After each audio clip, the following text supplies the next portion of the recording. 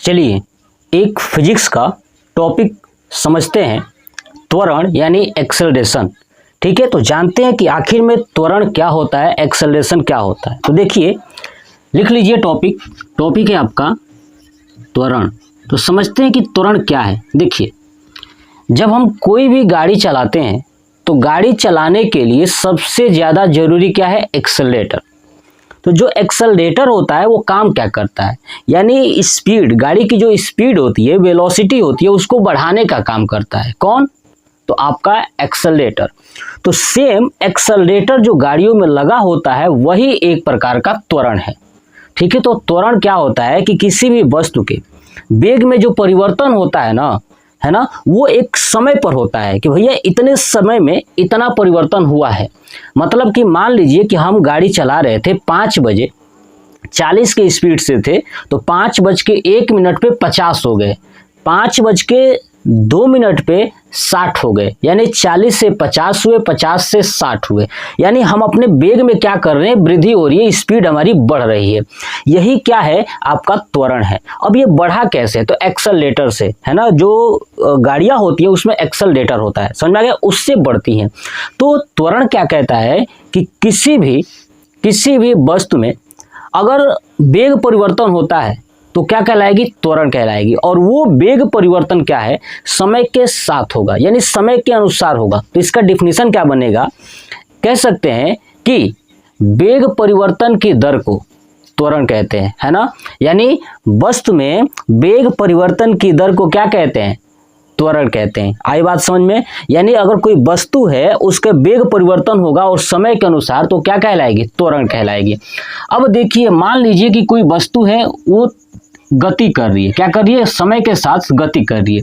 तो उसका प्रारंभिक वेग, है ना, प्रारंभिक वेग क्या होगा। तो देखिए, त्वरण के लिए जो प्रारंभिक वेग होगा या किसी भी चीज के लिए वस्तु की प्रारंभिक वेग जो होता है उसको दिखाते हैं हम u से। किससे दिखाते हैं, u से, याद रखिएगा। और जो अंतिम वेग होता है ना, जो अंतिम वेग होता है उसको दर्शाते हैं v से। और जब भी त्वरण ज्ञात करना होगा यानी एक्सेलरेशन, इसको बोलेंगे a। तो a बराबर क्या होगा, यानी वेग में परिवर्तन कितना हुआ है।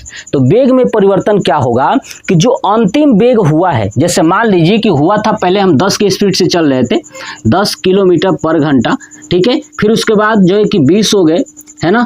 उसके बाद मान लीजिए कि हम लोग 30 हो गए। तो ऐसे आप नोटिस करोगे कि ये स्पीड परिवर्तित हो रहा है। अब ये आप देखोगे कि ये स्पीड बढ़ रही है ना। ये भी तो हो सकता है घट रहा हो, मतलब 40 की स्पीड से चल रहे थे, फिर हमने देखा कि 30 हो गए, फिर हमने देखा कि 20 हो गए, स्पीड घट रही है। यानी आपने देखा कि ये स्पीड बढ़ भी रहा है और स्पीड घट भी रहा है। तो सेम यही चीज अब यहाँ पे प्रारंभिक वेग और अंतिम वेग क्या है, मतलब अगर आप स्पीड बढ़ रहा है तो शुरू में कौन सा वेग था, तो दूसरा कौन सा वेग हुआ। यानी दो वेगों के बीच में जो परिवर्तन हो रहा है वही है। ठीक है, तो जो पहला वेग होगा उसको बोलेंगे प्रारंभिक वेग और जो दूसरा होगा उसको बोलेंगे अंतिम वेग। अब त्वरण क्या कहता है कि भैया जब वेग में परिवर्तन हो रहा है तो उसकी दर को, यानी समय को, तो देखिए ये परिवर्तन हुआ होगा तो इसके लिए समय तो लगा होगा। 10 से 20 अगर हुआ है तो उसके लिए कोई टाइम तो होगा, यानी टी। तो समय क्या हो, टी हो, समय क्या हो आपका, टी हो। ठीक है, तो देखिए अब त्वरण ए बराबर क्या होता है कि अंतिम वेग माइनस प्रारंभिक वेग।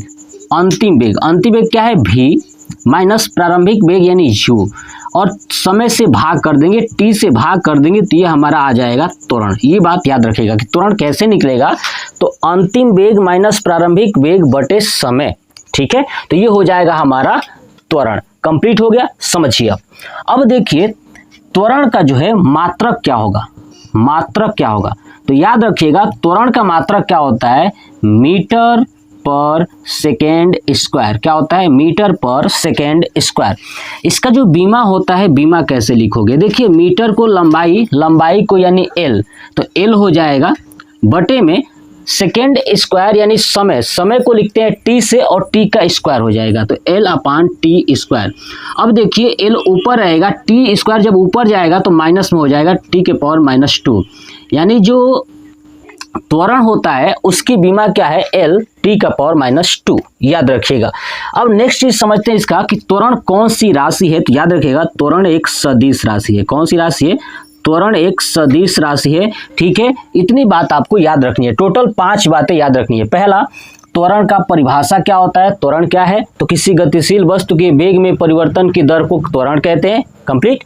दूसरा, त्वरण A बराबर क्या होता है, तो v-u/t, यानी वेग में कितना परिवर्तन हुआ। तो हम देख रहे हैं कि 10 से ये 20 हुआ है, तो वेग में कितना परिवर्तन हुआ, तो 10 हुआ है, तो वही हो जाएगा v-u, यानी ये लास्ट वाला अंतिम वेग है और स्टार्टिंग जो हुआ है वो प्रारंभिक वेग होता है। क्लियर, चलिए।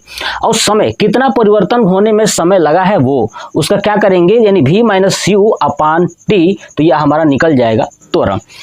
नेक्स्ट क्या याद रखना है, त्वरण का मात्रक क्या होता है, तो मीटर पर सेकेंड स्क्वायर। ठीक है, नेक्स्ट, त्वरण की बीमा क्या है, तो मीटर को L बोलते हैं और बटे में T², तो L T⁻²।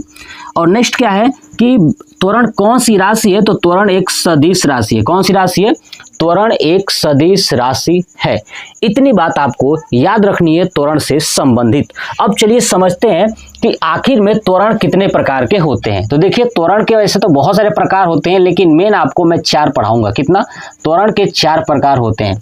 पहला, एक समान त्वरण, क्या है, एक समान त्वरण। दूसरा, असमान त्वरण। और तीसरा, धनात्मक त्वरण। और चौथा आपका ऋणात्मक त्वरण। क्या चीज, ऋणात्मक त्वरण। अब समझिए, धनात्मक त्वरण, ऋणात्मक, असमान, एक समान, ये सब क्या होता है। देखिए, एक समान त्वरण क्या होता है कि जब कोई गतिशील वस्तु है ना, समान समय में अगर उसमें के वेग में समान परिवर्तन होता है, समझ में आ रहा है, समान समय में समान वेग में परिवर्तन आता है, तो वो एक समान त्वरण कहलाता है ना। यदि किसी वस्तु के समान समय में अगर उसका वेग में समान परिवर्तन होता है, अब कहोगे सर ये कैसे हो सकता है कि समय समान हो और वेग में परिवर्तन भी समान हो, तो वो एक समान होगा। जैसे समझिए, जैसे हम क्या करते हैं, इस मार्कर को, ये मान लीजिए कि ये 1 किलो का है और 100 ग्राम का एक मार्कर लेते हैं छोटा सा। अगर हम इन दोनों को ऊंचाई से छोड़ दें तो पृथ्वी पर आते वक्त ये दोनों एक समान गिरेंगी। क्या गिरेंगी, एक समान गिरेंगी। क्यों, क्योंकि पृथ्वी के द्वारा इस वस्तु के ऊपर जो लगाई गई त्वरण है, खींचने की शक्ति है, वो क्या है, दोनों वस्तु पर बराबर है और समान समय में समान लग रही है और इनके वेग में परिवर्तन भी क्या हो रहा है, समान। यानी ये जितना दूरी ये 1 किलो वाला तय करेगा उतना ही दूरी 100 ग्राम वाला तय करेगा, इसलिए ये समान समय अंतराल में पृथ्वी पर गिर जाएगी। तो समझ में आ गया, एक समान त्वरण क्या है कि समान समय में है ना समान वेग परिवर्तन होता है, वो एक समान त्वरण होती है। जैसे है ना ऊंचाई से गिरते हुए वस्तुएं है ना पृथ्वी पर एक साथ आती है, क्यों, क्योंकि वो एक समान त्वरण से पृथ्वी उसको खींच रहा होता है। चलिए दूसरा जानते हैं असमान त्वरण। क्या है, असमान त्वरण, यानी समान समय में है ना इसकी त्वरण क्या होती है, असमान होती है। आई बात समझ में, यानी वेग में परिवर्तन असमान होती है, तो वो असमान त्वरण होगा, है ना। समय समान हो और उसके वेग में क्या हो, परिवर्तन जो है कि अलग अलग हो। जैसे मान लीजिए कि 1 घंटे में हम 10 के स्पीड से चल रहे थे, अगले 1 घंटे में 5 की स्पीड से हो गए, फिर अगले 1 घंटे में 15 की स्पीड से हो गए, तो आप क्या नोटिस कर पा रहे हो, समान समय तो है लेकिन हमारा जो परिवर्तन है वेग में वो परिवर्तन अलग अलग है, इसीलिए क्या है वो असमान त्वरण। तो आपका क्या हो जाएगा डिफिनीशन कि समान समय अंतराल में है ना अगर समान समय अंतराल में वेग में परिवर्तन असमान होता है तो वहां उत्पन्न होने वाला त्वरण असमान त्वरण कहलाता है।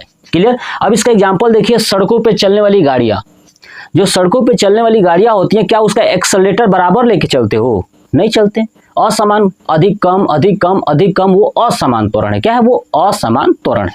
चलिए नेक्स्ट आता है धनात्मक त्वरण, यानी नाम में लिखा है धनात्मक, यानी समय के साथ अगर वेग में वृद्धि होती है, समझ में आ रहा है, अगर समय के साथ वेग में वृद्धि होता है उस समय जो त्वरण होगा ना उसी को बोलेंगे धनात्मक त्वरण। ये बात क्लियर हो गया। जब वेग में वृद्धि होगा तो क्या बोलेंगे, धनात्मक त्वरण।